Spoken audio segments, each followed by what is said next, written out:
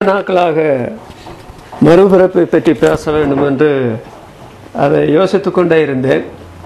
செய்தியை ஆயத்தப்படுத்தினேன். அப்புறம் அந்த செய்தி கர்த்தரால் கொடுக்கப்பட்ட செய்தியா, அதை மாற்றி விடலாமா என்றெல்லாம் யோசித்தேன். ஆனால் அதற்கு ஆண்டவர் அனுமதிக்கவில்லை. அதனால் இன்றைக்கு இந்த காலையில் அது பேச வேண்டிய செய்தி என்று உணர்ந்து உங்கள் மத்தியில் அந்த செய்தியை கொண்டு வருகிறேன். யோவான் எழுதின சுவிசேஷம் 3ஆம் அதிகாரம் 3ஆம் வசனத்தில் இயேசு அவனுக்கு பிரத்யுத்தரமாக, ஒருவன் மறுபடியும் பிறவாவிட்டால் தேவனுடைய ராஜ்யத்தை காண மாட்டான் என்று மெய்யாகவே உனக்கு சொல்லுகிறேன் என்றார். அதோட 5ஆம் வசனத்தில் இயேசு பிரத்யுத்தரமாக, ஒருவன் ஜலத்தினாலும் ஆவியினாலும் பிறவாவிட்டால் அவன் தேவனுடைய ராஜ்யத்தில் பிரவேசிக்க மாட்டான். ஒருவன் என்ற வார்த்தையை 2 முறை சொல்கிறார். அதோடு 7ஆம் வசனத்தில் பார்த்தால், நீங்கள் மறுபடியும் பிறக்க வேண்டும் என்று நான் உங்களுக்கு சொன்னதை குறித்து அதிசயப்பட வேண்டாம். நீங்கள் மறுபடியும் பிறக்க வேண்டும் என்று கர்த்தர் சொல்கிறார். அதில் அதிசயப்பட வேண்டாம் என்று சொன்னால் அவருக்கு அது அதிசயம் அல்ல. ஆனால் இந்த மறுபிறப்பு காரியம் நமக்கு அதிசயம். நம்முடைய மறுபிறப்பை அறிகிற மக்களும் அதிசயப்படுவார்கள். நம்முடைய முதல் பிறப்பை பற்றி நாம் பார்த்தால், நீங்கள் 139ஆம் சங்கீதம் 14ஆம் வசனத்தில், அதாவது அற்புதமாய் அதிசய வினோதமாய் உண்டாக்கப்பட்டார் என்று சொல்லப்பட்டிருக்கிறது.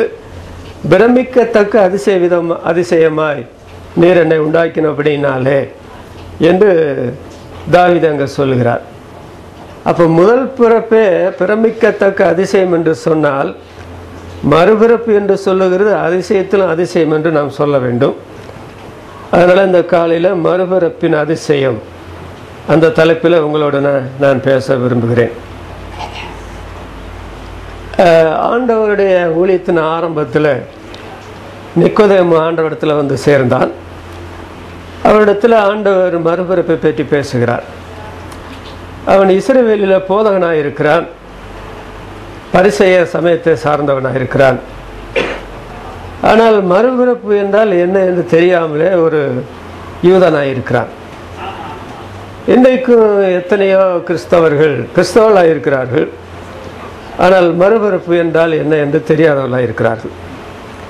மறுபிறப்பு ஏற்படவில்லை என்றால் ஆண்டவர் இங்கே சொல்லுகிறதை பாருங்கள், அவன் தேவனுடைய ராஜ்யத்தை காணவும் மாட்டான், அந்த தேவனுடைய ராஜ்யத்துக்குள்ளே பிரவேசிக்கவும் மாட்டான்.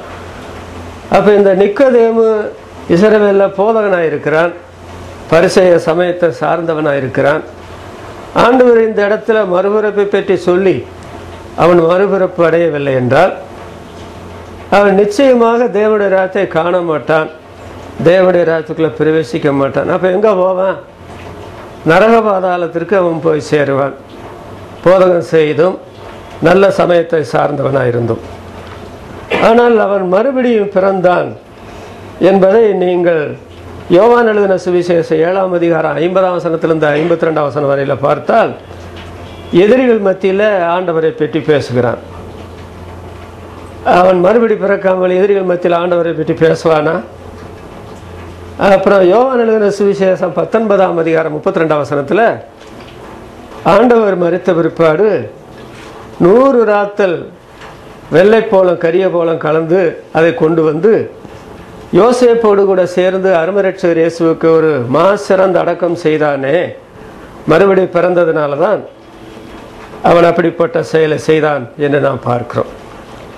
ஆண்டவர் ஒருவன் என்று ஆண்டவர் 2 முறை சொல்லுகிறதுனால ஒருவன் என்று சொல்லக்கூடிய ஒரு ஆட்கள் சமுதாயத்தில் பெரிதாக எண்ணப்படுவதில்லை.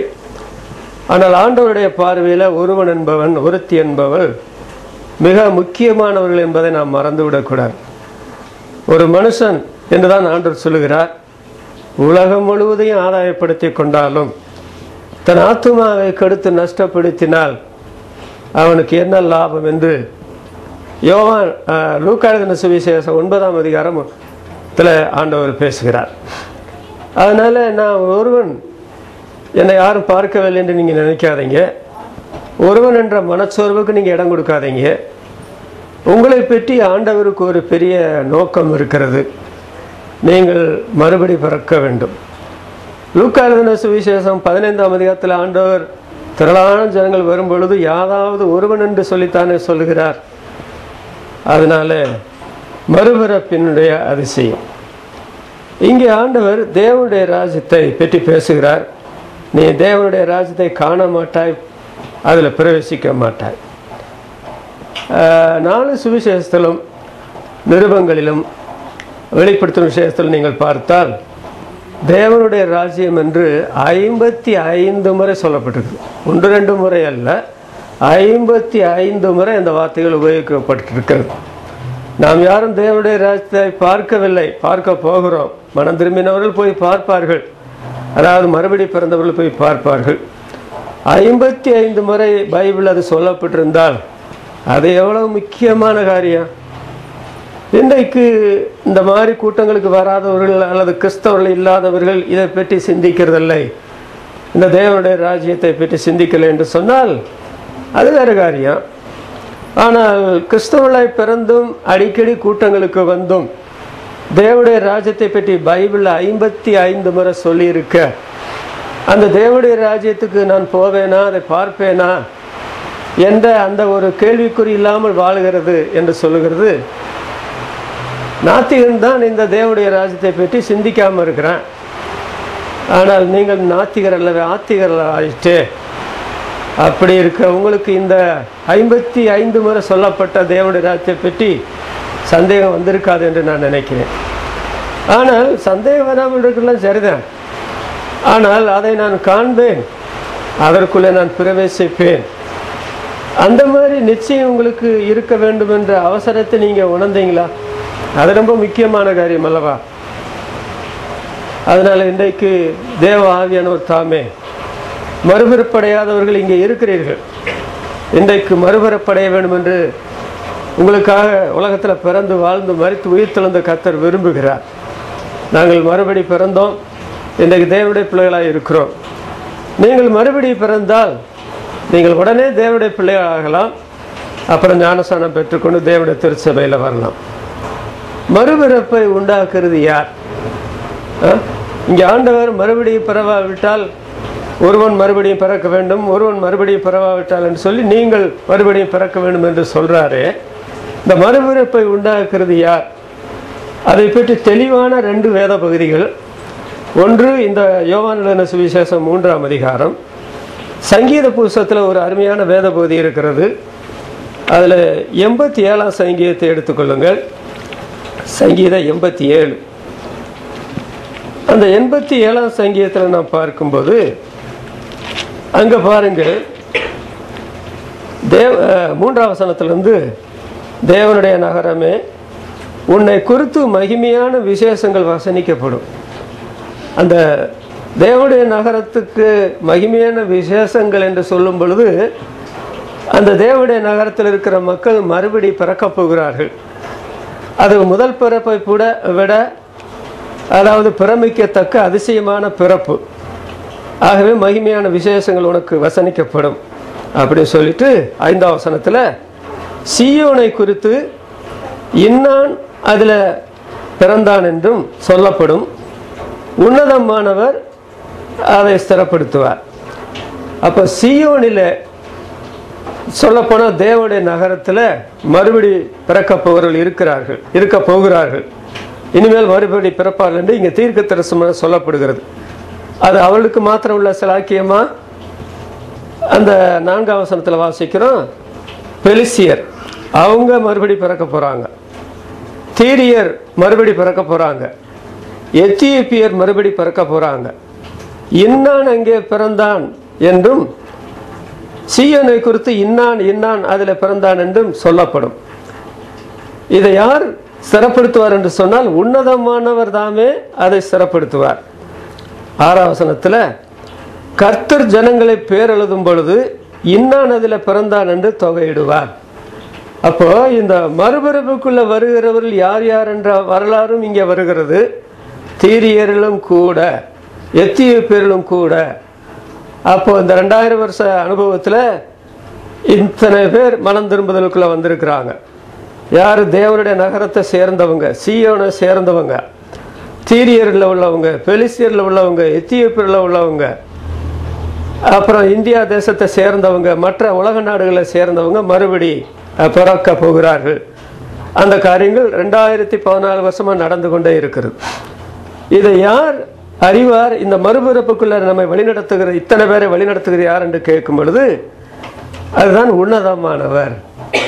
இந்த உன்னதமானவர் என்று சொல்லும் பொழுது யோவான் எழுதின சுவிசேஷத்தை நீங்கள் வாசித்தால் 3ஆம் அதிகாரம் 31ஆம் வசனத்தில் உன்னதத்திலிருந்து வருகிறவர் எல்லாரிலும் மேலானவர், அவர் தாங்க இவ்வளவு பேருடைய வாழ்க்கையில மறுபிறப்பை உண்டாக்குகிறார். அதோடு இன்னான் அதில் பிறந்தான் என்று அவர்களை தொகையிடுவார் என்றால் அவருடைய கணக்கு முழுவதும் ஆண்டவர் அவருடைய புஸ்தகத்தில் எழுதி வைக்கிறார். இது இங்கே வாசிக்கிறோம். தேவனே செயல்படுகிற காரியம் தான் மறுபிறப்பு. அந்த மறுபிறப்புக்கு உலகத்தில் இருக்கிற யாரும் அந்நியர்கள் கிடையாது. தேசம் தடையல்ல, பாஷை தடையல்ல, மார்க்கங்கள் கூட தடையல்ல. ஏனென்றால் இவர்கள் பலவேறு மார்க்கத்தை சேர்ந்தவர்கள். ஆண்டவர் அவர்கள் மறுபடியும் பிறப்பார்கள் என்று தீர்மானித்து விட்டால் அவங்க மறுபடியும் பிறக்காமல் இருக்க மாட்டாங்க. அவங்க தேவனுடைய ராஜ்யத்தை காணுவாங்க. ஒரு நாளில் தேவனுடைய ராஜ்யத்துக்குள்ளே போய் சேருவாங்க. நீங்கள் யோவான் எழுதின சுவிசேஷம் 3ஆம் அதிகாரத்துக்கு வருவீர்கள் என்றால் அந்த மறுபிறப்பு யார் உண்டாக்குறார் என்று அங்கே சொல்லப்படுகிற காரியத்தை நாம் பார்த்தால் ஆண்டவர் 3ஆம் அதிகாரம் 6ஆம் வசனத்தில் சொல்லுகிறார், மாம்சத்தில் பிறப்பது மாம்சமாக இருக்கும், மனுஷத்தன்மையாக இருக்கும், அதை மாற்ற முடியாது. அதில் மறுபிறப்பு என்று சொல்லுகிறது சாத்தியமான ஒரு காரியம் அல்ல. ஆனால் ஆவியினாலே பிறப்பது ஆவியாக இருக்கும். ஆவியானோடு ஈடுபட்டு மனுஷனுடைய வாழ்க்கையில் மறுபிறப்பை உண்டாக்குகிறார். அதற்கு ஆண்டவர் ஆவியானவரை காற்று என்று சொல்லி 8ஆம் வசனத்தில் காற்று தனக்கு இஷ்டமான இடத்துல வீசுகிறது. காற்றை நம்முடைய இஷ்டத்துக்கு கொண்டு வர முடியாது, அது தனக்கு இஷ்டமான இடத்துல வீசுகிறது. ஆகிலும் அதன் சத்தத்தை கேட்கிறாய், ஆகிலும் அது இன்ன இடத்திலிருந்து வருகிறதென்று இன்ன இடத்துக்கு போறதென்று உனக்கு தெரியாது. ஆவியினால பிறந்தவன் எவனோ அவனும் அப்படியே இருக்கிறான். அப்போ ஆவியானவர் ஒரு மனுஷனுடைய வாழ்க்கையில ஏற்படுத்துகிற கிரியை தான் அதாவது மறுபிறப்பு என்று சொல்லுகிறது. இந்த நிக்கோதேமு அவன் நினைத்து மறுபடி பிறந்ததில்லை. அவன் ஆண்டவர் இயேசுவிடத்தில் வரும்போது நான் மறுபடி பிறக்கவில்லை, நான் மறுபடி பிறக்கணும் அப்படிப்பட்ட ஒரு ஆதங்கத்தோடு வந்தான் என்று நான் பார்க்கிறது கிடையாது. ஆண்டவர் மறுபிறப்பை பற்றி பேசும்போது நான் தாயின் கற்பத்தில் மறுபடியும் போய் பிறக்க வேண்டுமா என்ற கேள்வி கேட்கிறான். இஸ்ரவேலில் போதகனாக இருந்தும் கூட. ஆனால் ஆண்டவர் பரிசுத்த ஆவியானவர் அந்த மறுபிறப்பை உண்டாக்குறார். எதனுடைய அஸ்திபாரத்தில் என்று அங்கே சொல்லப்பட்டதை பார்க்கிறோம். 3ஆம் அதிகாரம் 13ஆம் வசனத்தில் பரலோகத்துக்கு இறங்கினவரும் பரலோகத்தில் இருக்கிறவருமான மனுஷகுமாரனை அல்லாமல் பரலோகத்துக்கு ஏறினவன் ஒருவனும் இல்லை. ஆண்டவர் இறங்கி சிலை மரத்தில் மரித்து அடக்கம் பண்ணப்பட்டு உயிர்த்தெழுந்து பரலோகத்துக்கு போயிருக்கிறார். 14ஆம் வசனத்தில் 15ஆம் வசனத்தில் சர்ப்பமானது மோசையினால வனாந்தரத்தில் உயர்த்தப்பட்டதை போல மனுஷகுமாரனும் தன்னை விசுவாசிக்கிறவனும் கெட்டு போகாமல் நித்திய ஜீவன் அடையும்படி உயர்த்தப்பட வேண்டும் என்று சொல்லி, தேவன் தம்முடைய குமாரனை விசுவாசிக்கிறவனேவனோ அவன் கெட்டு போகாமல் நித்திய ஜீவன் அடையும்படிக்கு அவரை தந்தள்ளி இவ்வளவாய் உலகத்தில் அன்பு கூர்ந்தார். அப்போ பழைய ஏற்பாட்டில் அந்த சர்ப்பத்தினால கடிக்கப்பட்டவர்கள் அதை நோக்கி பார்த்து பிழைத்ததை போல மனுஷகுமாரனாகி இயேசு உயர்த்தப்படும் பொழுது அவரை நோக்கி பார்த்து அவரிடத்தில் விசுவாசம் வைத்தவர்கள் மறுபிறப்புக்குள்ள வழிநடத்தப்படுகிறார்கள்.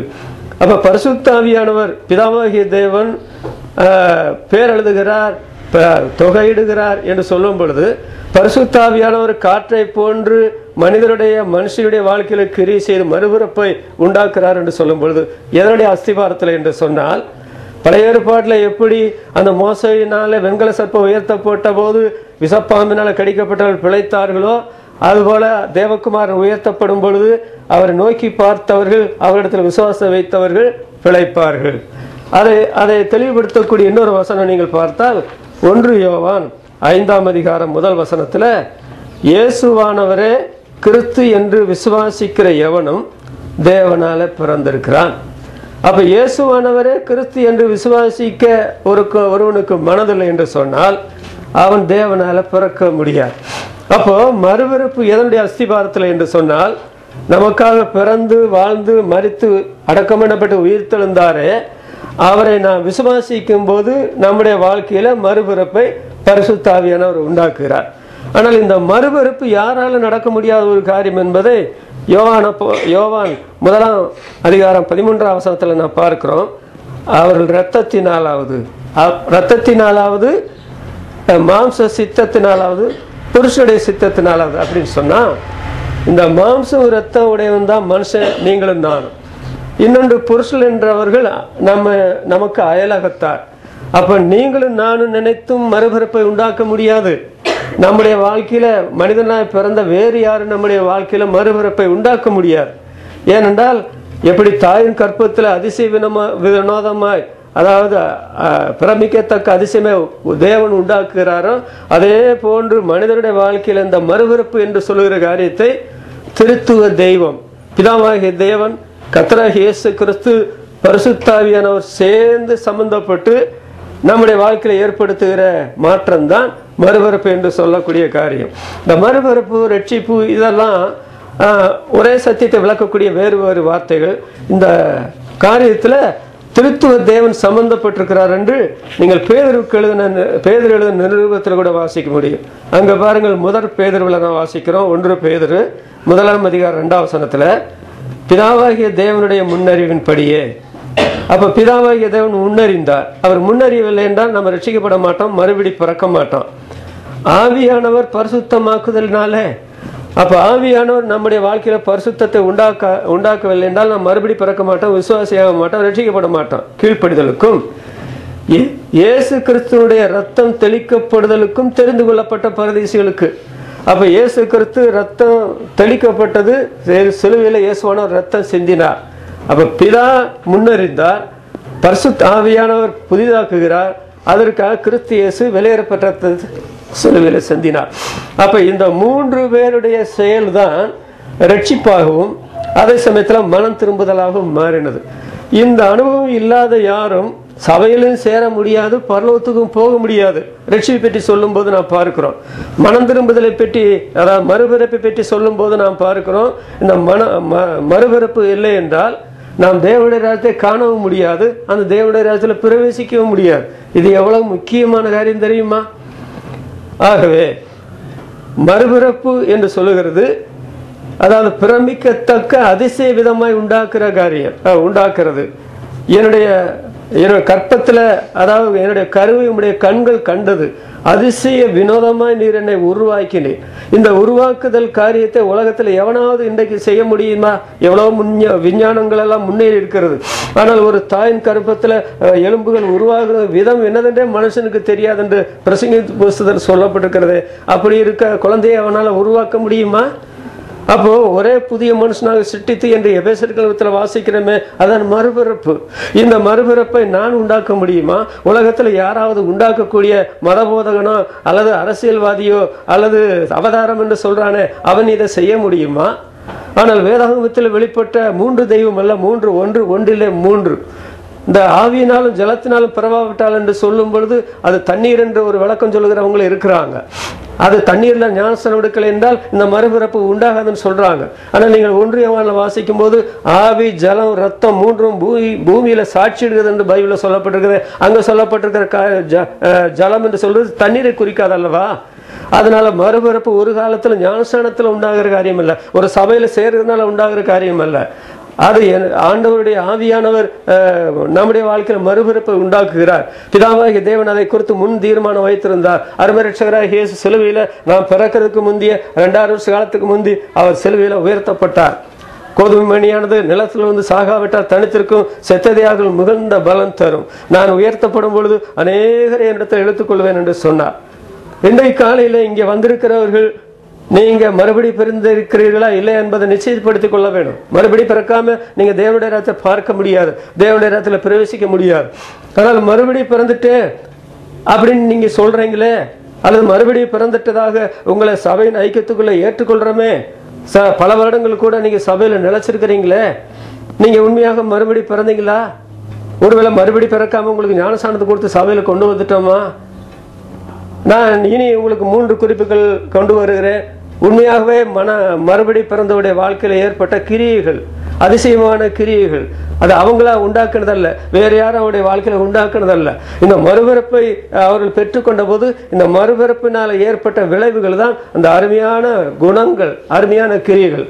அது உங்களுடைய வாழ்க்கையில் இல்லை என்றால் நீங்க மறுபடியும் நீங்க ஒருவேளை ஞானஸ்நானம் எடுத்து சபையில சேர்ந்திருந்தா கூட நீங்க மறுபடியும் பிறந்தா தான் நீங்க தேவனுடைய ராஜ்யத்துல போவீங்க, அதுக்குள்ள பிரவேசிப்பீங்க. ஏனென்றால் ஆண்டவரோடு கூட இருந்த யூதாஸ் காரியத்து ஆண்டவரோடைய ஏறக்குறைய 3.5 வருஷ காலம் இருந்தானே. அவன் தேவனுடைய ராஜ்யத்துல பார்க்கலையே, தேவனுடைய ராஜ்யத்துல போகலையே. அதனால நம்ம எல்லாரையும் சந்தேகப்பட முடியாது. ஆனால் உங்களுக்கு அப்படிப்பட்ட சந்தேகம் இருந்தால் அந்த சந்தேகத்தை நிவர்த்தி பண்றது ஒன்றும் தவறு என்று வேதம் சொல்லவே கிடையாது. இப்பொழுது ஒன்று காலங்கள் பிந்தி போகவில்லை. அதனால மறுபிறப்பினுடைய அதிசயமான கிரியைகளை குறித்து 3 பகுதிகளை நாம் பார்க்கலாம். அதுல யோவான் நிருபத்திலிருந்து தான் நாம் வாசிக்க முடியும். அதாவது மனம் திரும்பியனுடைய வாழ்க்கையில ஏற்பட்ட கிரியைகளை குறித்து யோவான் எழுதின நிருபத்திலிருந்து தான் நாம் பார்க்க முடியும். அதுல முதல் குறிப்பு 1 யோவான் 3ஆம் அதிகாரம் 9ஆம் வசனத்தை பார்த்தால், தேவனால பிறந்த எவனும் பாவம் செய்யான், ஏனெனில் அவருடைய வித்து அவனுக்குள்ள தரித்திருக்கிறது, அவன் தேவனால பிறந்தபடினால பாவம் செய்ய மாட்டான். பாவம் செய்யான், இன்னொன்று பாவம் செய்ய மாட்டான். ஏன் பாவம் செய்யான் பாவம் செய்ய மாட்டான் என்றால், ஏனெனில் அவருடைய வித்து அவனுக்குள்ள நிலைத்திருக்கிறது. அந்த வித்து என்று சொல்லுகிறது தேவனுடைய வசனம். சங்கீதம் 119:11ஆம் வசனத்தை நீங்கள் பார்த்தால், உமக்கு விரோதமாய் நான் பாவம் செய்யாதபடிக்கு உம்முடைய வாக்கை என் இருதயத்தில் வைத்து வைத்தேன். தேவனுடைய வாக்கு நம்முடைய இருதயத்தில் வைத்து வைக்கப்படவில்லை என்றால் பாவம் செய்யாமல் இருக்க முடியாது. பாவம் நம்மை இழுக்கிற ஒன்று, கவர்ச்சிக்கிற ஒன்று, நம்மை மேற்கொள்ள துடிக்கிற ஒன்று, நம்மை சுற்றி நெருங்கி நிற்கிற பாவம் என்று சொல்லப்பட்டிருக்கிறது. ஆனால் மறுபடி பிறந்த தேவனுடைய பிள்ளைகள் யாரும் தேவனுடைய ராஜ்யத்தை தேவனுடைய ராஜ்யத்தை கண்டவர்கள் விசுவாச கண்களினாலே ஒரு நாளில தேவனுடைய ராஜ்யத்தில் பிரவேசிக்க போகிறவர்கள், அவர்கள் பாவம் செய்யார்கள், பாவம் செய்ய மாட்டார்கள். அதோட இன்னொரு வசனம் கூட அந்த யோவான் நிருபத்தில் வாசிக்கிறோம். 5ஆம் அதிகாரம் 18ஆம் வசனத்துல, தேவனால பிறந்த எவனும் பாவம் செய்யான் என்று அறிந்திருக்கிறோம். பார்த்தீங்களா? அந்த கூட்டங்களுக்கு வருகிற மத்தியில ஒரு விசுவாசியை நாம் எப்படி கண்டுபிடிக்கிறோம், அவர் விசுவாசி என்று எப்படி அறிகிறோம்? அதான் யோவான் அந்த வசனத்துல சொல்லுகிறார், தேவனால பிறந்த எவனும் பாவம் செய்யான் என்று அறிந்திருக்கிறோம்.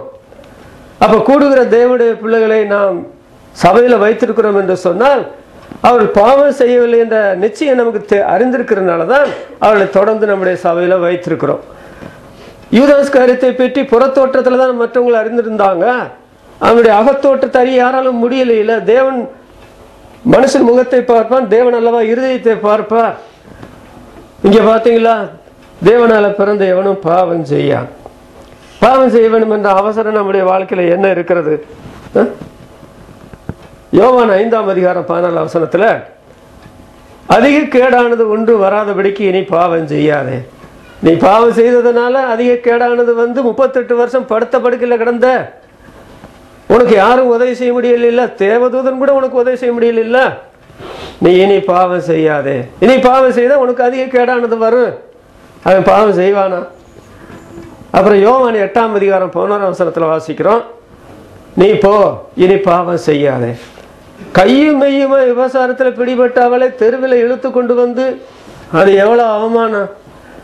எல்லாரும் கற்களை எடுத்துக்கொண்டு பெரியவர்கள் முதல் சிறியவர்கள் வரையில கல்லறிய துடிச்சு கொண்டிருக்கிறாங்க. உங்களில பாவம் இல்லாதவன் கல்லறிய கடவுள் எல்லாரும் போயிட்டாங்க. ஆண்டவர் கல்லறியலாம், ஆனால் நீ போய் இனி பாவம் செய்யாத. அவன் பாவத்தை மன்னிச்சுட்டேன், இனி அவன் பாவம் செய்வாளா? பாவம் செய்தா இவளுக்கு இதை விட கேடான காரியம் வரும். அப்புறம் சிறைக்குள்ள போய் கம்பி எண்ண வேண்டியிருக்கும். அது வேற வேற காரியங்கள் நடந்துடும். அதனால விசுவாசிகளான தேவஜனங்கள், மறுபடி பிறந்தவங்க, மறுபிறப்பை கர்த்தர் திருத்துவ தேவன் நம்முடைய வாழ்க்கையில் உண்டாக்கி இருந்தால் பாவம் ஏன் செய்யணும்? பாவம் செய்யாத தேவனுடைய பிள்ளைகளை பாருங்கள். 2 பேரை பற்றி வாசிக்கிறோம். யோபு 1ஆம் அதிகாரம் 22ஆம் வசனத்துல, யோபு பாவம் செய்யவில்லை, இவைகள் எல்லாவற்றிலேயும் யோபு பாவம் செய்யவில்லை. இவைகள் எல்லாவற்றிலேயும் என்று சொல்ற வார்த்தை கவனத்துக்குரியது. பலவிதமான பாடு, சோதனை, பிரச்சனைகள், இவைகள் மத்தியில் இவைகள் எல்லாவற்றிலேயும் யோபு பாவம் செய்யவில்லை. 2ஆம் அதிகாரம் 10ஆம் வசனத்தை நீங்கள் பார்த்தால், யோபு தன் உதடுகளினாலே பாவம் செய்யவில்லை. உதடுகள் தான் சில வேளைகளில் பாவத்துக்கு மனசுல இழுத்துட்டு போகுது. ஆனால் யோபு உதடுகளினாலே பாவம் செய்யவில்லை. பாவம் செய்யாமல் ஜீவித்தவர்கள் எப்படி? மறுபடியும் பிறந்ததுனால தான் யோபு பாவம் செய்யாமல் ஜீவிக்க முடிஞ்சது. சங்கீதம் 119:11 வாசித்தால், உமக்கு விரோதமாய் பாவம் செய்யாதபடிக்கு உமது வாக்கு என் இருதயத்தில் வைத்து வைத்தேன்னு சொன்னா, இருதயத்தில் வைத்து வைத்த பிற்பாடு பாவம் செய்ய முடியுமா? அந்த சமயத்தில் தாவீது பாவம் செய்யவில்லை. பார்த்தீங்களா? இவர்கள் பாவம் செய்யாதது இருந்ததுக்கு என்ன காரணம் என்றால், இவங்க விசுவாசியானதுனால, மறுபடி பிறந்ததுனால. மறுபடி பிறக்காதவங்களுக்கு பாவத்தை பற்றின உணர்வு இருக்கும், பாவம் செய்ததை பற்றின உறுத்தல் இருக்கும். அந்த பாவம் செய்து தவறென்றெல்லாம் தெரியும். பாவத்தை விட்டு விட பார்ப்பாங்க, பாவத்தை விட்டு விட முடியாது. பாவம் மன்னிக்கப்பட என்ன செய்யலான்லாம் யோசிப்பாங்க.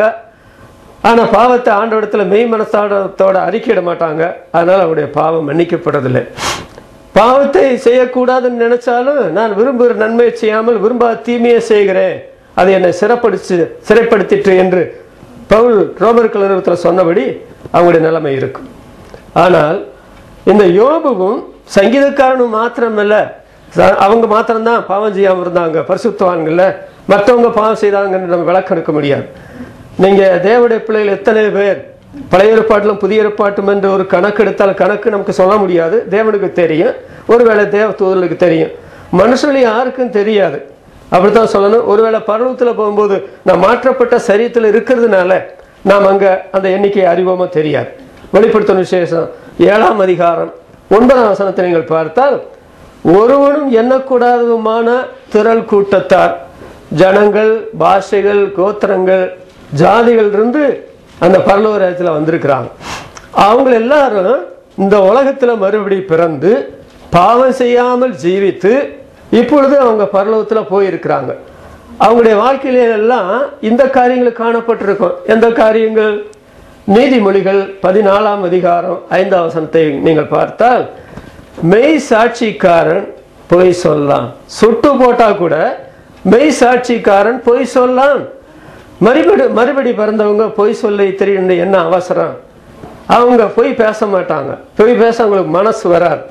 அதான் மெய் சாட்சிக்காரன் பொய் சொல்லலாம். சங்கீதம் 119 1ஆம் வசனத்தை 3ஆம் வசனத்தை நீங்கள் வாசித்தால், கர்த்தருடைய வேதத்தின்படி நடக்கிற உத்தம மார்க்கத்தார் பாக்கியவான்கள் என்று சொல்லிவிட்டு அந்த 3ஆம் வசனத்தில் நாம் பார்க்கிறோம், அவர்கள் அநியாயம் செய்வதில்லை. மறுபடி பிறக்காதவங்க அநியாயம் செய்யவில்லை என்றால் அவங்க தூக்கம் வராது. பொய்யை வந்து நாள்தோறும் பொய் பேசுவாங்க. பொய்ய இந்த வாயிலிருந்து ஊதுனா எப்படி ஆவி வருமோ அது மாதிரி பொய் அவருடைய வாயிலிருந்து வரும் என்றெல்லாம் பைபிளில் சொல்லப்பட்டிருக்கிறது. ஆனால் தேவனுடைய பிள்ளைகள் பொய்யும் சொல்ல மாட்டாங்க. மறுபடி பிறந்தவங்க அநியாயம் யாருக்குமே செய்ய மாட்டாங்க. செய்தால் நியாயம்தான் செய்வாங்க. தாவீது தன் ஜனத்துக்கெல்லாம் நீதி நியாயம் செய்தான் என்று சொல்லுகிறபடி அவங்க நீதி நியாயம் தான் செய்வாங்க. மறுபடி பிறந்தவங்களுடைய வாழ்க்கையில அவங்களுக்கு என்ன நடந்துக்கு தெரியுமா? அந்த எண்ணி முடியாத திரளான மக்கள் குருத்தோலை பிடித்து கொண்டு ஓசன்னா அல்லேலூயா என்று ஆர்ப்பரித்தார்களே, அவங்க பொய் சொல்லாதவங்க, அநியாயம் செய்யாதவங்க. அதே சமயத்தில் செப்பனியா 3ஆம் அதிகாரம் 13ஆம் வசனத்தை நீங்கள் வாசித்தால், இஸ்ரவேலில மீதியானவர்கள் என்று பைபிளில் எங்க சொல்லப்பட்டிருந்தா அவரெல்லாம் ரட்சிக்கப்பட்டவர்களை குறிக்கிற வார்த்தையாக எழுதப்பட்டிருக்கிறது. இஸ்ரவேலில மீதியானவர்கள் அநியாயம் செய்வதில்லை. நாங்களே அநியாயம் செய்தால் அப்புறம் உலக மனுஷன் அநியாயம் செய்ய மாட்டானா? நாங்களே பொய் சொன்னா உலக மனுஷன் பொய் சொல்ல மாட்டானா? நாங்களே பொய் பேசினா மட்டும் பொய் பேசுவானே? அந்த அங்கே வாசிக்கிற இஸ்ரவேலில மீதியானவர்கள் அநியாயம் செய்வதில்லை, அவர்கள் பொய் பேசுவதும் இல்லை, வஞ்சக நாவு அவருடைய வாயில கண்டுபிடிக்கப்படுகிறதும் இல்லை. வஞ்சக நாவு அவருடைய வாழ்க்கையில இருக்காது. நாங்க பேசினா அது உண்மைதான், பேசலைன்னு சொல்ல மாட்டாங்க. அதனால வஞ்சக நாவு அவருடைய வாயில கண்டுபிடிக்கப்படுவதும் இல்லை. இப்படிப்பட்ட வாழ்க்கை செய்தவங்க தாங்க அந்த பரலோக ராஜ்யத்தில் போய் சேர்ந்தாங்க.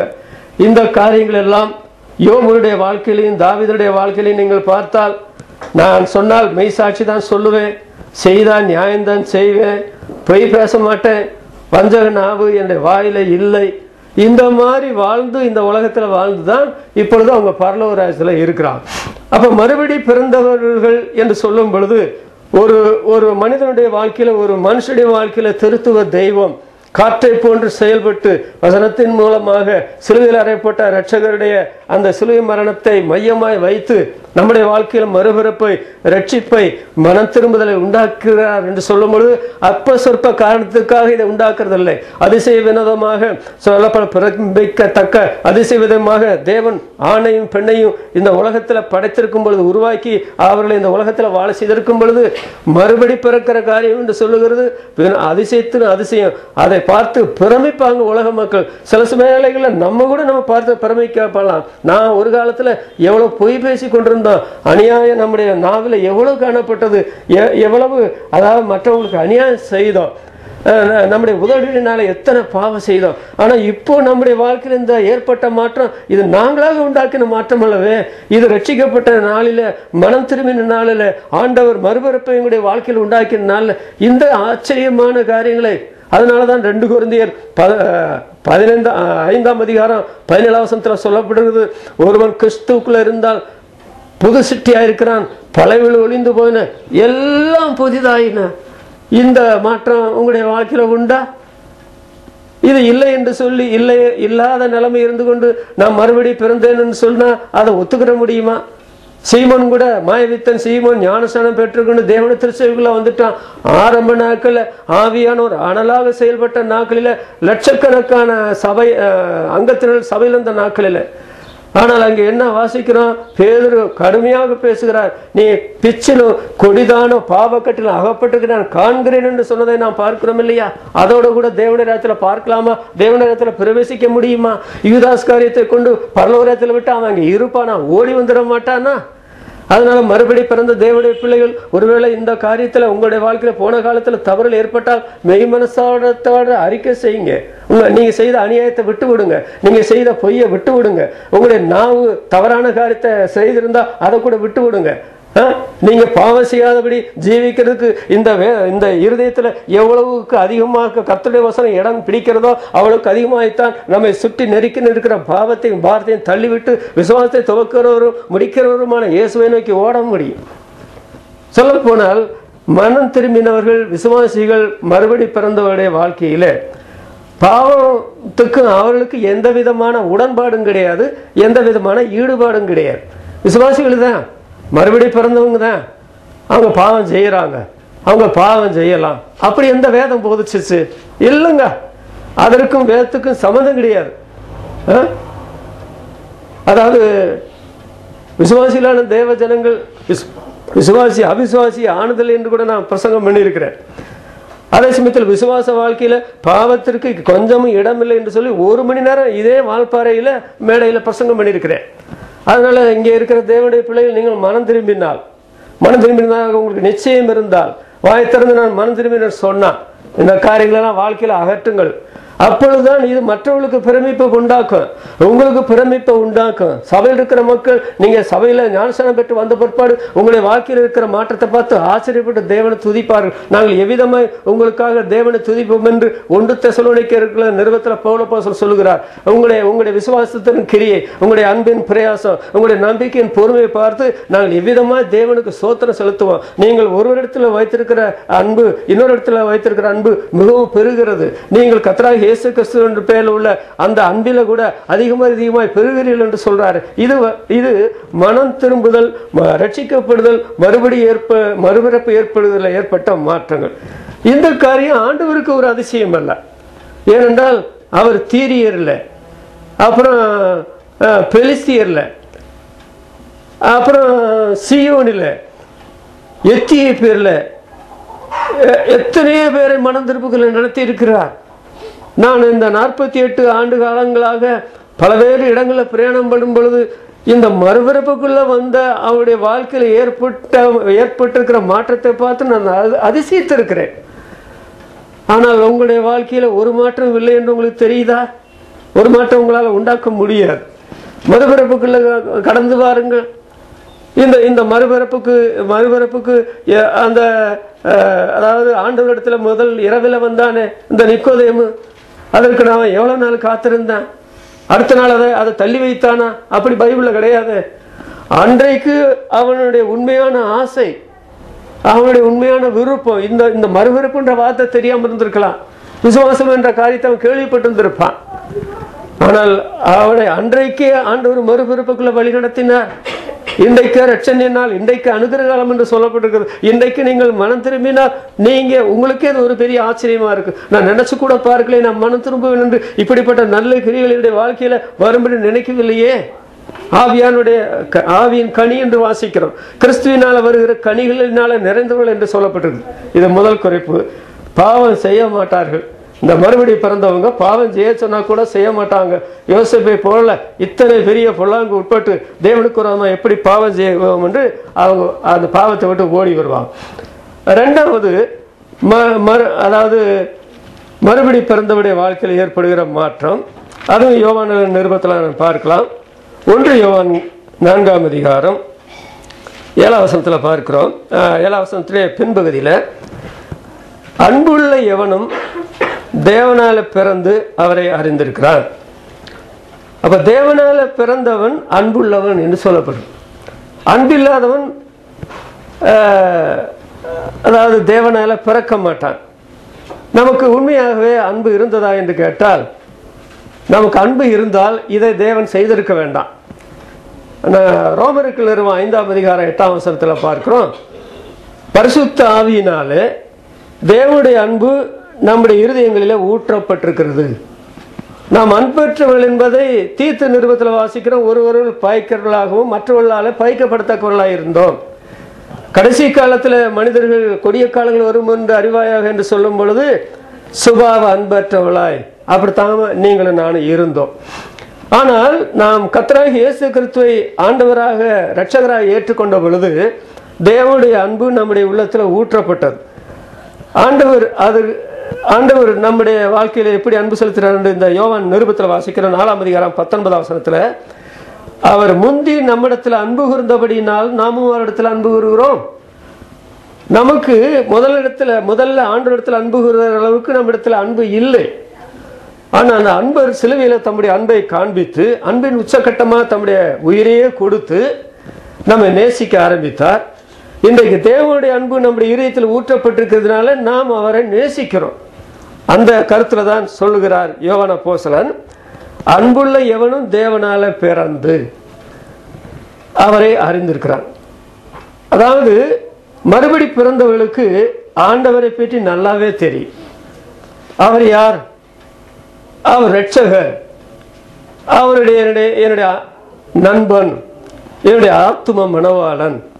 இந்த காரியம் மறுபடி பிறக்காதவங்களுக்கு தெரியாது, சொல்ல உரிமையும் வராது. ஆனால் மறுபடி பிறந்தவர்கள் தேவனால பிறந்து அவரை அறிந்திருக்கிறார். யோபு 19ஆம் அதிகாரம் 25ஆம் வசனத்தை நீங்கள் பார்த்தால் அங்கே யோபு என்ன சொல்கிறார்? ஆபிரகாம் வாழ்ந்த காலத்துக்கு முந்தி வாழ்ந்த யோபு, என் மீட்பர் உயிரோடு இருக்கிறார் என்று அறிந்திருக்கிறேன். அவர் என் மீட்பர், எனக்காக இந்த உலகத்தில் பிறந்தவர், வாழ்ந்தவர், மரித்தவர், உயிர் தெழுந்தவர், என் மீட்பர் உயிரோடு இருக்கிறார் என்று அறிந்திருக்கிறேன்.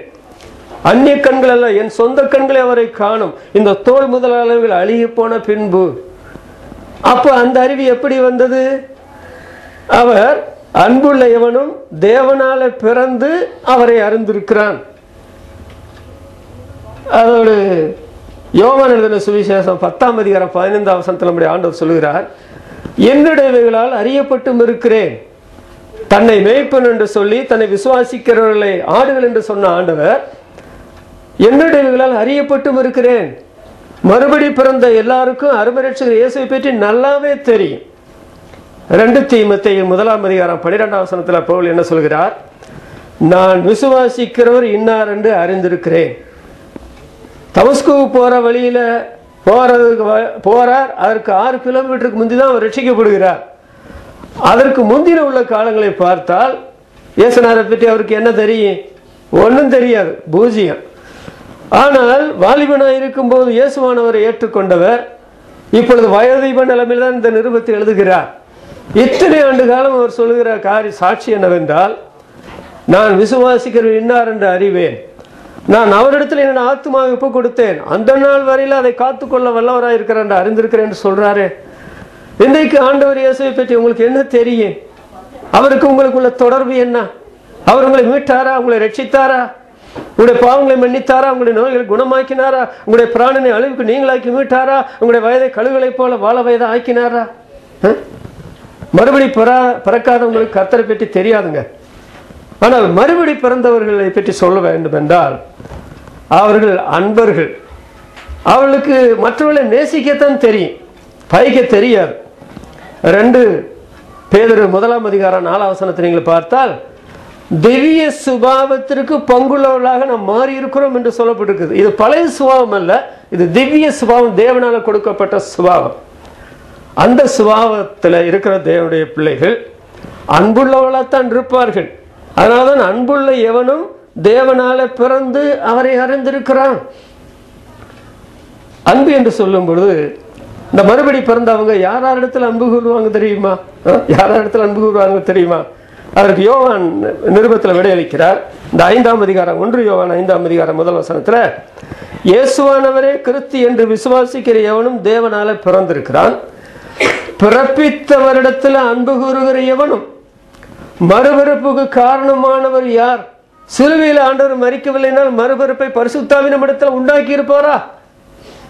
பிதாவாகிய தேவன் நம்மை தொகையிடுவாரா, எழுதுவாரா? அப்போ பிறப்பித்தவரிடத்தில் அன்பு கூறுகிறோம். அதே சமயத்தில் அதுதான் நான் செய்வேன், நான் மறுபடி பிறந்தவன், ஆனால் அவரால் பிறப்பிக்கப்பட்டவனிடத்தில் அன்பு கூற மாட்டேன் என்று ஒருத்தன் சொன்னான்னா அவன் பாதி விசுவாசி. அப்படி சொன்னா சங்கீதம் 1 வசனம் 2 வசனம் வாசிக்கும் போது ஒரு முழு பாக்கியவான், அவனை தான் பாக்கியவான் சொல்ல முடியும், மற்றபடி அவனை பாக்கியவான் சொல்ல முடியாது. அது என்ன தெரியுமா? துன்மார்க்குடைய ஆலோசனைப்படி நடக்காம, பாவியுடைய வழியில் நிற்காம, பரிகாசக்கார உட்கார இடத்துல உட்காராம, கர்த்தருடைய வேதத்தில் பிரியமாய் இருந்து இரவும் பகலுடைய வேதத்தில் தியானமாக இருக்கிற மனுஷன் பாக்கியம். ஒரு வசனத்தை செய்துட்டு இன்னொரு வசனத்தை செய்யலைன்னா, ஒரு வசனம் தான் நான் செய்வேன், அப்படி எத்தனையோ அந்த முதல் வசனத்தின்படி செய்யற புறஜாதி மக்கள் கூட இன்றைக்கு இருக்கிறாங்க. ஆனால் 2ஆம் வசனத்தை புறஜாதி மக்கள் செய்வாங்களா? ஆனால் ஒரு பாக்கியவான் 2ஐயும் சேர்ந்து செய்வான். 2 சேர்ந்து செய்தவன் விசுவாசின்னு சொல்ல முடியாது, பாக்கியவன் சொல்ல முடியாது. அதே போலதாங்க கண்ட சகோதரத்தில் அன்பு கூறாதவன் காணாத தேவனிடத்தில் எப்படி அன்பு கூறுவான் என்று யோவான் 4ஆம் அதிகாரம் 20ஆம் வசனத்தில் அப்போஸ்தலன் இங்கே சொல்றார். அப்ப பிறப்பித்தவரிடத்தில் அன்பு கூறுகிற இவனும் அவரால் பிறப்பிக்கப்பட்டவரிடத்தில் அன்பு கூறுகிறான். பிறப்பிக்கப்பட்டவரிடத்துல நாம் அன்பு கூறுகிறோமா? பிறப்பித்தவரிடத்தில் அன்பு கூறுகிறோமா அப்படின்னு கேட்டா 1 ராஜாக்கள் 3ஆம் அதிகாரம் 3ஆம் வசனத்தை வாசிக்கிறோம். சாலமோன் கர்த்தரிடத்தில் அன்பு கூர்ந்து. அவன் எப்படிங்க ஆண்டவரிடத்தில் அன்பு கூர்ந்திருக்க முடியும்? அவனுக்குள்ள மறுபிறப்பு நடந்தது. அவன் தேவனுடைய ராஜ்யத்தை கண்டான், அதுக்குள்ள பிரவேசிக்க போகிறான் ஒரு நாளில. இப்போ அவன் தேவனிடத்தில் அவன் என்ன செய்கிறான்? கர்த்தரிடத்தில் அன்பு கூறுகிறான். சாலமோன் கர்த்தரிடத்தில் அன்பு கூர்ந்து உபாகமம் 6ஆம் அதிகாரம் 5ஆம் வசனத்தில் அந்த அன்பை தாங்க தேவன் எதிர்பார்க்கிற அந்த அன்பு தான் தேவனுடைய பிள்ளைகள் செலுத்துவாங்க. என்னது? உன் தேவனாகிய கர்த்தரிடத்தில் முழு இருதயத்தோடு, முழு ஆத்மாவோடு, முழு பலத்தோடு அன்பு கூறு. அது குறைவான அன்பு அல்ல. இந்த அன்பு காண்பிக்காத ஒருத்தனை பற்றி 1 கொரிந்தியர் 16ஆம் அதிகாரம் 22ஆம் வசனத்தில் பவுல் சொல்கிறார், ஒருவன் நம்முடைய கர்த்தராகிய இயேசு கிறிஸ்துவிடத்தில் அன்பு கூறாமல் இருப்பான் சபிக்கப்பட்டவன். சாலமோன் அப்படி அன்பு கூர்ந்தனால தான் தேவ ஆவியானவர் அவனை பற்றி சாலமோன் கர்த்தரிடத்தில் அன்பு கூர்ந்து. 1 பேதுரு 1ஆம் அதிகாரம் 1 வசனத்தை பாருங்கள். பொந்து, கலாத்தியா, கப்பத்தோக்கியா, ஆசியா, பித்தினியா தேசங்களை சீரிருக்கிற தேவனுடைய பிள்ளைகள் 8ஆம் வசனத்தில் அவர்களை பற்றி சொல்லப்பட்டிருக்கிறது. அந்த திரள் கூட்டமான பரதேசிகளான விசுவாசிகளை பற்றி, நீங்கள் அவரை காணாமல் இருந்தும் அவரிடத்தில் விசுவாசம் வைத்து சொல்லி முடியாத யார் சொல்லி முடிக்க முடியும்? சொல்லி முடியாத மைமேலிருந்து மன சந்தோஷமுள்ள களி கூர்ந்து, நீங்கள் அவரை காணாமல் இருந்து அவரிடத்தில் அன்பு கூர்ந்து என்று சொல்லப்பட்டிருக்கிறது. ஆண்டவரிடத்தில் அன்பு கூறாத ஒரு விசுவாசியாவது இருந்திருப்பானா? ஏனென்றால் விசுவாசி மறுபடி பிறந்தவன். அவன் எப்படி தன்னை மறுபிறப்புக்குள்ள நடத்தின தேவனுடைய ராஜ்யத்தை காணதற்குள்ள பிரவேசிக்க சலாக்கியம் தந்து அவரிடத்தில் அன்பு கூறாமல் இருப்பான். அதே சமயத்துல உடன் விசுவாசிகளிடத்துல நம்முடைய அன்பு எப்படி? பிறப்பித்தவரிடத்தில் அன்பு கூறுகிற எவனும் அவரால் பிறப்பிக்கப்பட்டவரிடத்தில் அன்பு கூறுகிறான் அப்படின்னு சொல்லியிருக்குதே. அதை நிறைவேற்றின தேவனுடைய பிள்ளைகளை பாருங்க.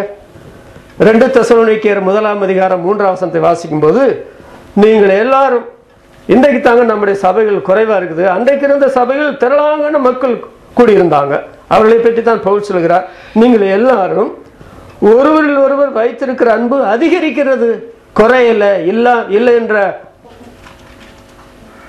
என்ற நிலைமை இல்லை. எல்லா பரிசுத்தவான்களோடு நீங்கள் எல்லாரும் ஒருவரிடத்தில் வைத்திருக்கிற அன்பு அதிகரிக்கிறது.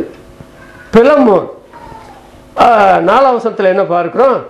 எல்லா பரிசுத்தவான்கள் மேலும் உள்ள உம்முடைய அன்பை கேள்விப்பட்டு. எல்லா பரிசுத்தவான்களும் என்றால் அந்த பிலமோன் இருக்கிற காலத்துல கோடிக்கணக்கான விசுவாசிகள் அன்றைக்கே விசுவாசிகளா இருந்தாங்க. அந்த எல்லா தேவனுடைய பிள்ளைகளிடத்துல பிலமோன் எல்லா பரிசுத்தவான்களிடத்துல உள்ள அன்பு செலுத்தினார். அதை அப்போஸ்தலனாகிய யோவான் கேள்விப்பட்டான் என்று பார்க்கும். சொல்ல போனால், அதாவது பாவத்தை துணிகரமாகவும் வாஞ்சியோடும் செய்கிற ஜனங்கள் மத்தியில விசுவாசிகளான தேவ ஜனங்கள் பாவத்தை செய்யாமல் பாவத்தை விட்டு விலகி ஜீவிக்கிற அந்த காரியத்தை காண்கிற உலக மக்கள் ஆச்சரியப்படாமல் இருப்பார் நீங்க நினைக்கிறீங்களா? நமக்கே அது ஆச்சரியமா இல்லை என்று நீங்க நினைக்கிறீங்களா? அவங்க பாவத்தை விரும்பி செய்யறாங்க, பாவத்து மேல ஆவல் உள்ளவங்களா இருக்கிறாங்க. ஆனா மறுபடி பிறந்த நாம அதன் மேல ஆவலா இல்லை, அதை விரும்புறதும் இல்லை, அதை விட்டு விலகி இருக்கிறோம். அது மற்றவங்களுக்கும் ஆச்சரியம், நமக்கும் ஆச்சரியம். நம்முடைய மறுபிறப்பு அதாவது பிரமிக்கத்தக்க அதிசயமாய் ஆண்டவர் உண்டாக்கினார். அதனாலதான் அது நடந்தது. இன்றைக்கு அன்பற்ற உலகத்தில் நாம் வாழுகிறோம். மகள் தாய்க்கு விரோதமாக, மாமியார் மருமகளுக்கு விரோதமாக பிரிவினை ஏற்பட்டு கிடக்கிறது என்று ஆண்டவர் அன்றைக்கே சொன்னார் சுவிசேஷ நாட்கள்ல. இன்றைக்கு அதனுடைய கொடுமையை எல்லா குடும்பங்களிலும் பார்க்கலாம். அன்பற்ற உலகத்தில் இன்றைக்கு தேவனுடைய பிள்ளைகள் நாம் கர்த்தரையும் நேசிக்கிறோம். நமக்கு உலகத்தில் எவனும் பகைவனே கிடையாது. எல்லாரையும் விட மேலாக நம்முடைய விசுவாசிகளை, மறுபடி பிறந்தவர்களை, மறுபிறப்புக்குள்ள வழிநடத்தப்பட்டவர்களை நேசிக்கக்கூடிய ஒரு பாக்கியம் கிடைத்தது. நாம் இப்படி நேசிக்கும் போது அது நமக்கே ஆச்சரியம்தான். நான்லாம் யாரோடையும் ஒத்து போக மாட்டேன், யாரையும் சிநேகிக்க மாட்டேன். 21 வயசா இருக்கிற வரைக்கும், 22 வயசுல இருந்து இன்றைக்கு வரைக்கும் நமக்கு ஆண்டவருடைய பிள்ளைகளை நேசிக்கத்தான் தெரியும், ஆண்டவரை நேசிக்கத்தான் தெரியும். இது எனக்கு அதிசயமா தான் இருக்குது, மற்றவங்களும் அதை அதிசயப்பட்டு தான் ஆகும். 3வது ஒரு குறிப்பு கூட சொல்லி முடிக்கிறேன். 1 யோவான் 5ஆம் அதிகாரம் 4ஆம் வசனம் 5ஆம் வசனத்துல, தேவனால பிறப்பதெல்லாம் உலகத்தை ஜெயிக்கும் ஜெயம், நம்முடைய விசுவாசமே உலகத்தை ஜெயிக்கிற ஜெயம், இயேசுவானவர் தேவனுடைய குமாரன் என்று விசுவாசிக்கிறவன் அன்றி உலகத்தை ஜெயிக்கிறவன் யார்?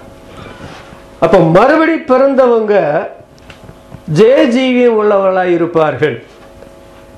மறுபடி பிறக்காம நீங்க பரிசுத்தமாய் வாழ முடியும்னு நினைக்காதீங்க, அது நடக்கிற காரியம் அல்ல. மறுபடி பிறக்கலைன்னா நீங்க பாவத்துல தள்ளுண்டு போயிருவீங்க. இப்ப பாவம் அதிகமா கிரி செய்யற ஒரு காலம்.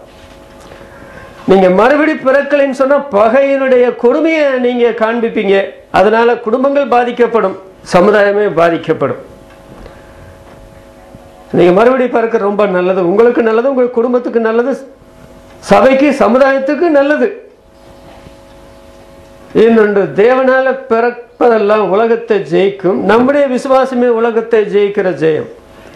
இயேசுவானவர் தேவனுடைய குமாரன் விசுவாசிக்கிறவன் என்று உலகத்தை ஜெயிக்கிறவன் யார்? ஆண்கள் பெண்கள் மறுபடி பிறந்தவங்க ஜெய ஜீவியம் செய்கிறார்கள். தோல்வி முகத்தை சந்திக்கிற உலகத்தில் இருக்கிற கோடான கோடி மக்கள் மத்தியில் எல்லாற்றிலும் தோல்வி, எதை செய்தாலும் தோல்வி, எதிலும் தோல்வி. ஆனால் மறுபிறப்புக்குள்ள வந்த தேவனுடைய பிள்ளைகள், மறுபிறப்பு காரணமான நம்முடைய ஆண்டவரை எஜமானாக, இரட்சகராக ஆண்டவரை ஏற்றுக்கொண்டுகிறோமே, அவர் தவிர தெய்வம் இல்லை என்று சொல்றோம்ல. அவர் என்ன சொல்லுகிறார்? யோவான் எழுதின சுவிசேஷம் 16ஆம் அதிகாரம் 33ஆம் வசனத்துல, உலகத்திலே உங்களுக்கு உபத்திரங்கள் உண்டு, திடன் கொள்ளுங்கள், நான் உலகத்தை ஜெயித்தேன். உலகத்துல மகானாகி அலெக்சாந்தர் கூட அப்படி சொல்லல, உலகத்தை ஜெயித்தேன் என்று சொல்லி. யாரும் சொன்னது கிடையாது. அப்படி மகானாகி அலெக்சாந்தர் ஜெயித்தேன்னு சொன்னா எத்தனையோ பேரை கொன்று குவிச்சு வேணும்னா உலகத்தை ஜெயித்தேன்னு சொல்லியிருப்பேன். ஆனால் இவர் யாரையும் கொல்லவில்லை. இவர் உலகத்தை ஜெயித்த காரியம் பாவத்தை, அஞ்ஞானத்தை, அறிவீனத்தை, மடத்தனத்தை, மூடப்பழக்கத்தை, பாவத்தின் பயங்கரங்களை எல்லாவற்றையும் மேற்கொண்டார். அதிகார துருபயோகங்களை மேற்கொண்டார். மாம்சத்தினுடைய கிரிகளை மேற்கொண்டார். அப்படி ஆண்டவர் சொன்னதுடைய காரணம் என்னவென்றால், நான் ஜெயித்தால் என்னுடைய மக்களுக்கு ஜெய ஜீவியம் தருவேன். அந்த கருத்துல தான் ஆண்டவர் சொன்னார். வெளிப்படுத்தும் விஷயத்துல 7 சபைகளுக்கு சொல்லும் பொழுது ஜெயம் கொள்ளுகிறவனவனோ அவளுக்கு ஜெயம் கொள்ள மனசு வரும். ஆண்டவர் ஜெய வீரர், அவரிடத்திலிருந்து பலத்தை பெற்றுக்கொண்டு அவள் ஜெயிப்பார்கள். அதனாலதான் ஆண்டவர் சொன்னார், சர்ப்பங்களையும் தேள்களையும் மிதிக்கவும் சத்துருடைய சகல வல்லமைகளை மேற்கொள்ளும்படி உங்களுக்கு அதிகாரம் கொடுக்கிறேன். ஒன்று கூட உங்களை சேதப்படுத்தாது. மறுபடியும் பிறந்தவர்கள் ஜெயஜீவியம் உள்ளவர்களாயிருப்பார்கள். அது இல்லாதவர்களுக்கு ஜெயஜீவியம் என்பது சாத்தியமான ஒன்று அல்ல. ரோமர்கள் 8ஆம் அதிகாரம் 37ஆம் வசனத்தை நீங்கள் பார்த்தால், இவை எல்லாவற்றிலேயும் நாம் நம்மில் அன்பு வருகிறவராலே முற்றும் ஜெயங்குள்ளவர்களாக இருக்கிறோமே. பாதி ஜெயம் ஜெயம் அல்ல, முக்கால் ஜெயமும் ஜெயம் அல்லங்க, முற்றும் ஜெயங்குள்ளவர்களாக இருக்கிறோமே.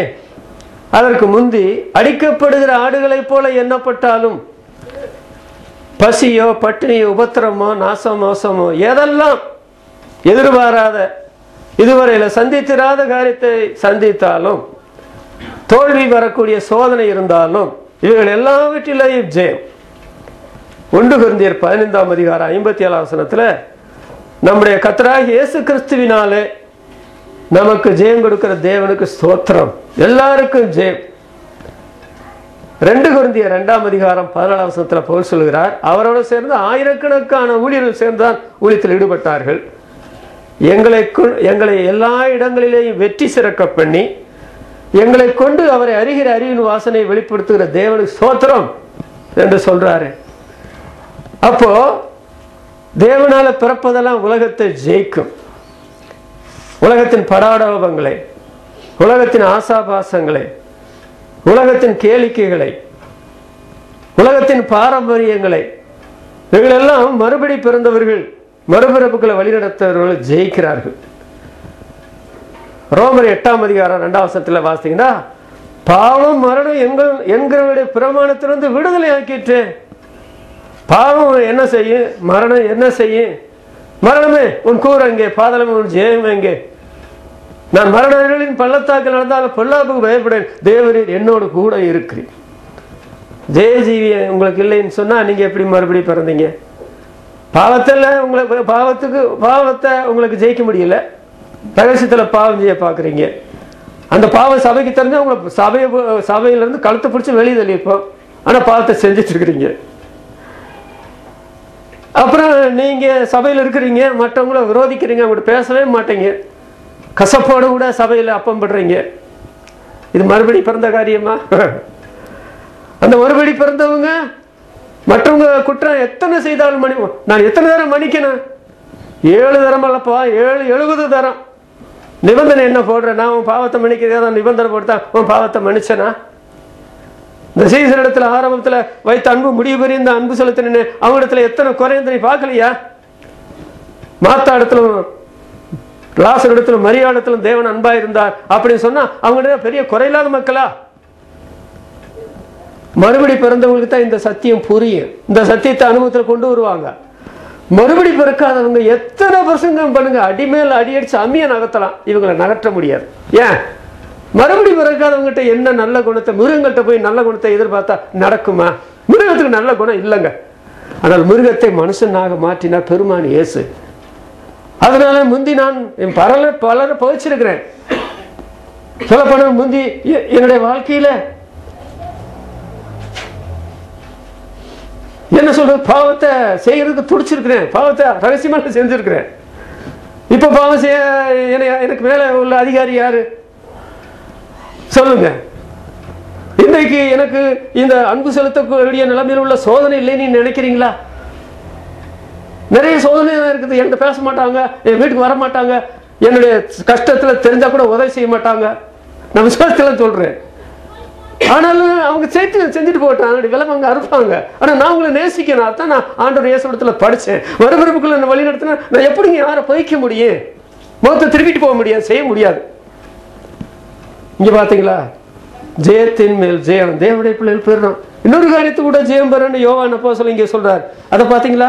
யோவான், அதோட முடிக்கிறேன். யோவான் எழுதின சுவிசேஷம் 1 யோவான் 4ஆம் அதிகாரம் 4ஆம் வசனத்துல, பிள்ளைகளே நீங்கள் தேவனால உண்டாயிருந்து அவர்களை ஜெயித்தீர்கள். யாரை ஜெயித்தீர்கள்? 2ஆம் வசனத்திலிருந்து பார்த்தால், தேவ ஆவியை நீங்கள் எதனால அறியலாம் என்றால், மாம்சத்தில் வந்த இயேசு கிறிஸ்துவை அறிக்கை பண்ணுகிற எந்த ஆவியும் தேவனால உண்டாயிருக்கிறது. ஆனால் மாம்சத்தில் வந்து இயேசு கிறிஸ்துவை அறிக்கை பண்ணாத எந்த ஆவியும் தேவனால உண்டானதல்ல. அது ஒன்று மனசு ஆவியா இருக்கலாம், அந்த பேயினுடைய ஆவியா இருக்கலாம். வரும் என்று கேள்விப்பட்ட அந்த கிறிஸ்துவனுடைய ஆவி, அதுவே அது இப்பொழுதே உலகத்தில் இருக்கிறது. அதை கூட தேவனுடைய பிள்ளைகள் லகுவா ஜெயிக்கிறாங்க. ஏன்? மறுபடி பிறந்ததுனால, திவ்ய சுபாவத்தை பெற்றுக்கொண்டதுனால, அந்த ஆவியானவர் சகலத்தையும் குறித்து உங்களுக்கு உபதேசிக்கிறார். ஒருவனுக்கு உங்களுக்கு உபதேசிக்க வேண்டியது இல்லை என்று இந்த 1 யோவானிலே சொல்லப்பட்டிருக்கிறது. இன்றைக்கு பைபிளை வைத்துக்கொண்டு எத்தனை கிறிஸ்தவ சபைகள் இருக்குது, எத்தனை போதனைகள். அந்த போதனைகள் எல்லாம் சரியா? அந்த போதனைகள் எல்லாம் சரியாவா இருக்கிறாங்க? எல்லா போதனையும் போதனையா? எல்லா போதகனும் போதகனா? இல்லை. அப்படின்னு கண்டுபிடிச்சது எதனால? அவர்களை ஜெயித்தது எதனால? நான் 64 வருஷத்துல விசுவாசியா வந்தேன். இன்றைக்கு வரையில என்னுடைய விசுவாச வாழ்க்கையிலும் என்னுடைய ஊழிய வாழ்க்கையிலும் இந்த போதனை சம்பந்தப்பட்ட, போதர் சம்பந்தப்பட்ட நிலைமையில எத்தனை பேரை நான் சந்திக்க வேண்டி இருந்தது. எத்தனை பேர் நம்மளை போட்டு குழப்புன்னு குழப்பி உருட்டுன்னு உருட்டலான்னு பார்த்தாங்க. நடக்குமா? நடக்குமா? மறுபடி பிறக்காதவன் என்னுடைய வாழ்க்கை மாற்ற அவனுக்கு என்ன உரிமை இருக்குது? அவன் மறுபடி பிறக்கல, சத்தியத்தை அவன் ஒப்புக்கொள்ளல, முழுசுமா ஏற்றுக்கொள்ளல. அவன் போய் என்ன மடங்கடித்து அவருடைய தவறான உபதேசத்தை இழுக்க முடியுமா? அவர்களை ஜெயித்தீர்கள். தேவனுடைய பிள்ளைகளுக்கு ஆண்டு தந்த அந்த புது சுபாவம் என்று சொல்லுகிறது. இந்த உலகத்திலையும் அது நல்லது. இந்த புது சுபாவத்தோட தான் நான் பரலோகத்துக்கு போக போறோம். ஒரே புதிய மனுஷனாக சிருஷ்டித்து என்று சொல்லப்பட்டிருக்கு. அதனால நீங்கள் மறுபடி பிறக்க, இதுவரையில மறுபடி பிறக்காதவங்க, நீங்க மறுபடி பிறக்க காத்திருக்க வேண்டாம். ஏனென்றால் நீதிமொழிகள் 27ஆம் அதிகாரம் 1 வசனத்தில் சொல்லப்பட்டிருக்கிறது, ஒரு நாள் பிறப்பதை நீ அதாவது நாளைய தினத்தை குறித்து மேன்மை பாராட்டாதே. நாளைய தினத்தை குறித்து, நாளைக்கு திங்கட்கிழமை, நாளை தினத்தை குறித்து மேன்மை பாராட்டாதே.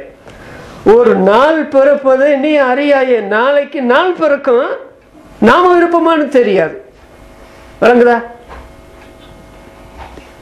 அந்த யாக்கோபு நிருபத்தில் சொல்றா, இந்த இடத்துல போய் தங்கி 1 வருஷம் தங்கி வியாபாரம் பண்ணுகிறவர், சம்பாத்தியம் பண்ணுவோம் என்று சொல்லுகிறவர்களே, நாளை நடப்பது உங்களுக்கு தெரிய, உங்களுடைய ஜீவன் எப்படிப்பட்டது? கொஞ்ச காலம் தோன்றி அது தோன்றப்படாமல் போற புகையை போல இருக்கிறது.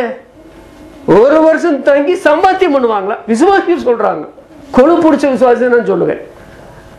நீங்க போய் 1 வருஷம் தங்கி சம்பாத்தியம் பண்ணிடுவீங்களா?